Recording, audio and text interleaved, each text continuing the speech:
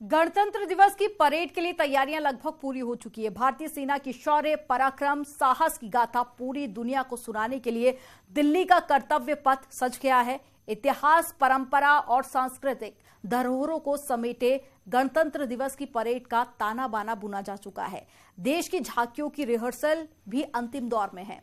कल full dress rehearsal से पहले आज सबसे पहले देखिए उत्तर प्रदेश की झांकी में इस बार क्या खास है। ग्राउंड जीरो पर मौजूद न्यूज 18 की टीम ने जायजा लिया। रिपोर्ट आपको दिखाते हैं।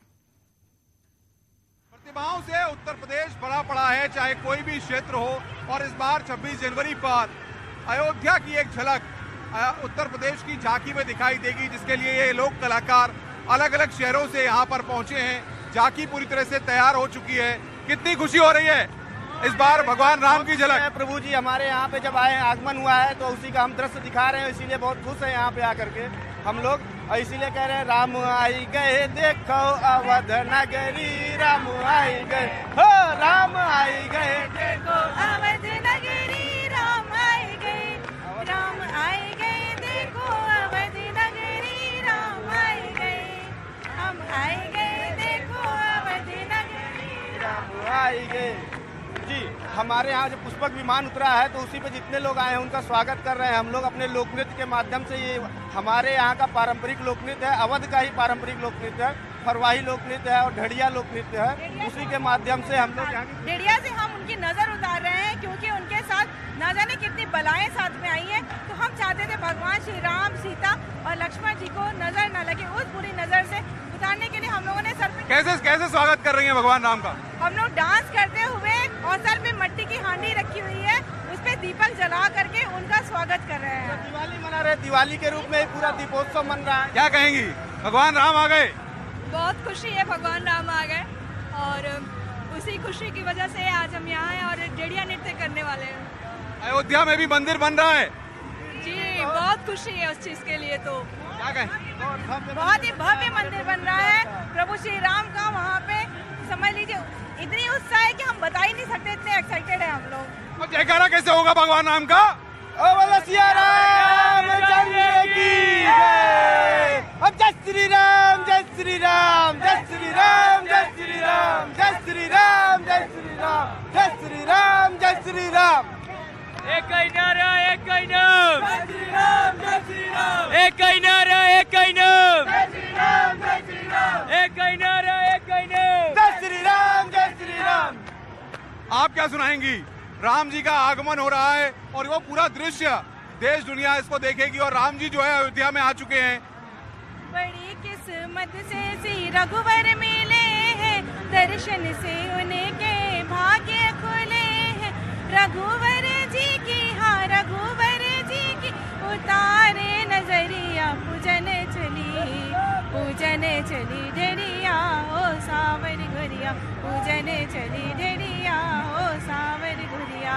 जय श्री राम। तो भाव सब बोलेंगे जय श्री राम, जय श्री राम, जय श्री राम, जय श्री राम।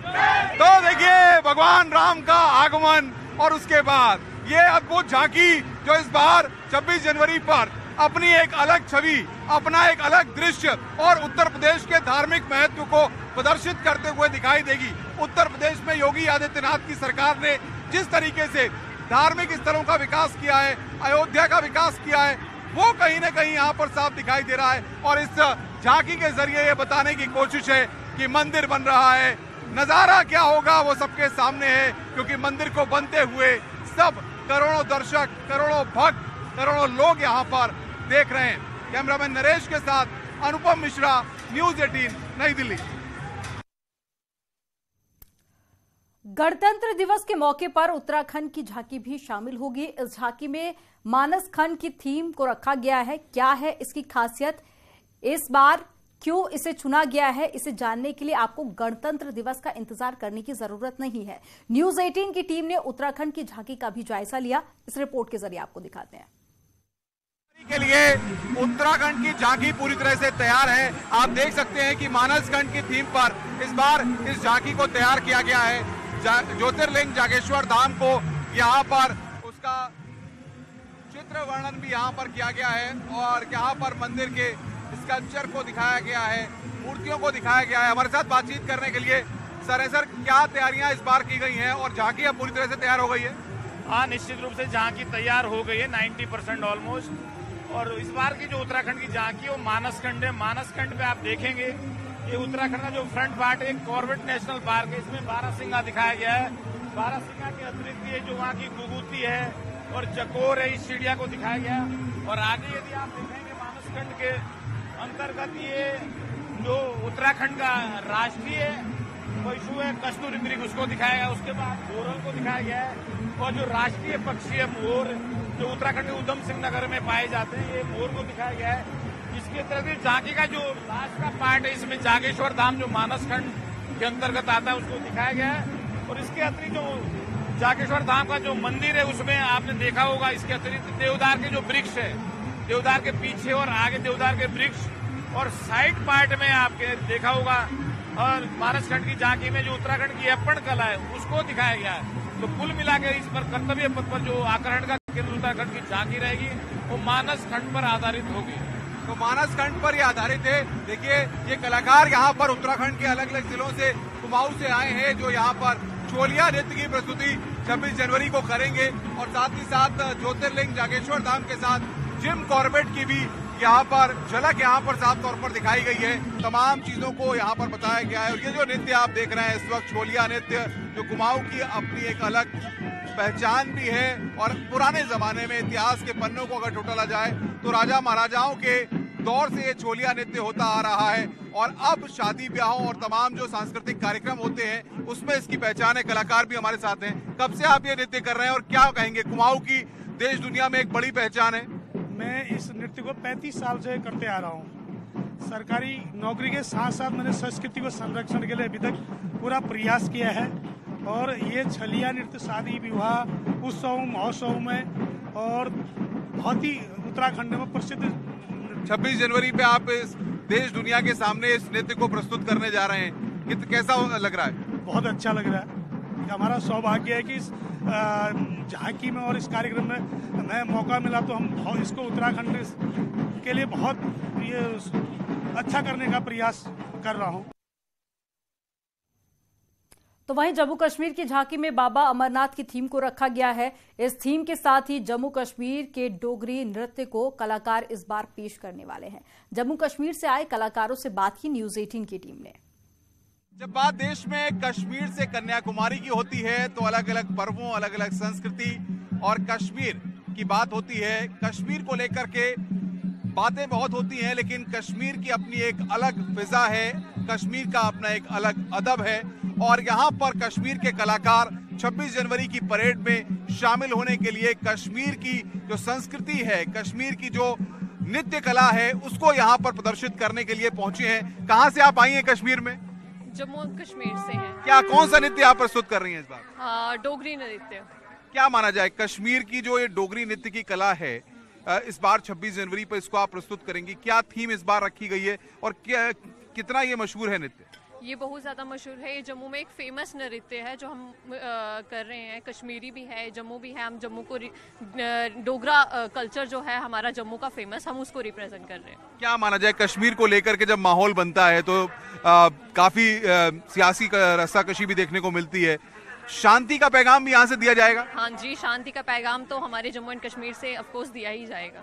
आप क्या कहेंगी मैडम, इस बार कश्मीर क्या कहने जा रहा है?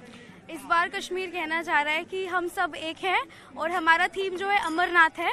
अमरनाथ भोले बाबा जी को याद करते हुए हम अपनी स्टेट को रिप्रेजेंट कर रहे हैं और बहुत अच्छा लग रहा है यहाँ पे आके। हर स्टेट के लोग हैं यहाँ पे घुल मिलकर बहुत अच्छा लग रहा है और अपने कल्चर के बारे में और ज्यादा जानने को मिल रहा है और पता चल रहा है कि हम सब इतने स्पेशल है और क्यों इतने स्पेशल। भोले बाबा के लिए क्या सुनाएंगी?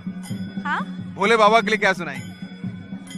भक्तों का तू वरदानी, अमरनाथ तू हमारा है। चलिए, और भी कुछ कलाकार हैं, आप क्या कहेंगी कश्मीर में कहाँ से हैं? हम जम्मू से हैं, जम्मू कश्मीर से हैं। मैं सबको यही बोलूँगी कि थैंक यू हमको इतना बड़ा मौका दिया यहाँ पर आने का और हमें सारी स्टेट से रूबरू करवाया, तो इसलिए। डोगरा नृत्य की बात हो रही है, किस तरीके से ये कश्मीर की संस्कृति को प्रदर्शित करता है? देखिए कि आजकल जो हमारा यूथ है वो उन्हें पता नहीं है इतना कि डोगरी डांस क्या होता है, कश्मीरी डांस क्या होता है। तो हम जो है, हम लोग जो हमारी 5G जनरेशन है, हम इस चीज़ को रिप्रेजेंट कर रहे हैं और हमें बहुत खुशी हो रही है। और मैं चाहती हूँ कि जो हमारे जितनी भी एज के लोग हैं, जितना भी यूथ है, वो भी इस संस्कृति को अपनाए। अब कहाँ से आप आई हैं कश्मीर में? हम भद्रवाह से आए हैं। मैं क्या कहेंगी आप कश्मीर की संस्कृति, कश्मीर का नृत्य, कश्मीर की कला?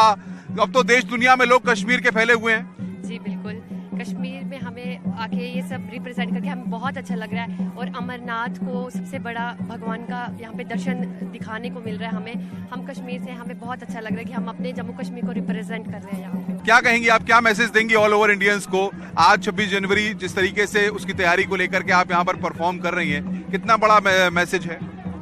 एक्चुअली ये बहुत बड़ा प्लेटफॉर्म है हमारे लिए कि हम 26 जनवरी में अपनी स्टेट को रिप्रेजेंट कर रहे हैं। हमारा टैब्लू का इस बार थीम है श्री अमरनाथ। पिछली बार हमारा था श्री माता वैष्णो देवी। इस तरह से हम अपने JNK का टूरिज्म प्रमोट कर रहे हैं। हम चाहते हैं कि वर्ल्ड वाइड लोग हमारे JNK में आए और आके हमारे जो पॉजिटिव चीज़ें हैं और जो ब्यूटी है हमारे JNK की वो देखे। दुख होता है कभी कभी जब जो खबरें चलती हैं देख के कि कश्मीर को लेकर के, लेकिन जब कश्मीर में लोग आते हैं, देश दुनिया के लोग आते हैं, कश्मीर में जो है सरकार कुछ बड़े इनिशिएट्स लेती है, तो खुशी होती है आपको? बहुत ज्यादा खुशी होती है क्योंकि ऑफ कोर्स सबको विजिट करना चाहिए। कश्मीर में बहुत ही ज्यादा ब्यूटीफुल प्लेस है, तो प्लीज सब आएं और वहाँ पे विजिट जरूर करें। और आप भी। ये जो परफॉर्म करी, कौन सा नृत्य है और क्या इसकी पहचान है?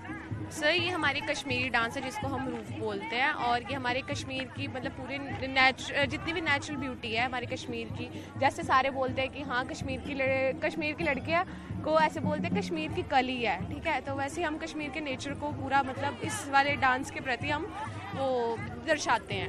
तो कश्मीर की वादियां हो, कश्मीर की शांत फिजा हो, उसको यहाँ पर प्रदर्शित कर रही हैं। हम चाहेंगे एक बार ये कश्मीरी नृत्य आप लोग शुरू करें, दिखाएं कि किस तरीके से ये यहाँ पर एक बड़ा संदेश देने की यहाँ पर कोशिश कर रही हैं। ये कलाकार कश्मीर से आई हैं और ये बता रही हैं कि इस बार बाबा अमरनाथ की थीम पर इनका ये पूरा नृत्य आधारित है। पूरी थीम इस बार 26 जनवरी की जो है वो इसी थीम पर है।